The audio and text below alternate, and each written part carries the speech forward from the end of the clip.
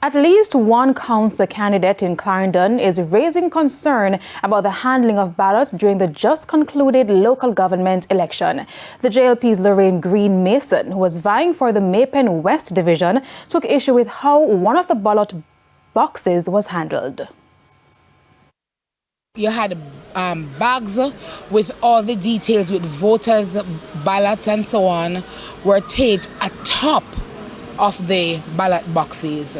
I've never seen that in almost all my years participating in election matters. The bags seem to be tampered with, and all of those were accepted. That polling division, PD 86 A and B, has 214 votes in it. She also raised concerns about at least 5 polling stations in Clarendon. 5 polling divisions, statement of polls were not included in the ballot box or the envelope or the bag that is slated from the EOJ.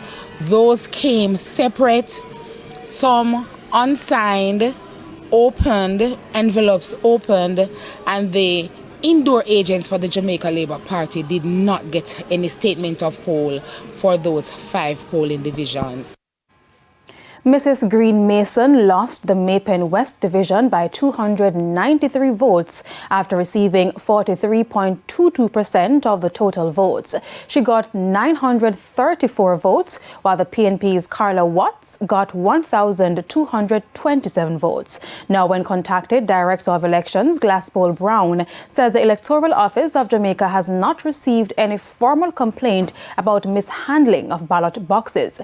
He adds that a report has to be made to the office for an investigation to be launched.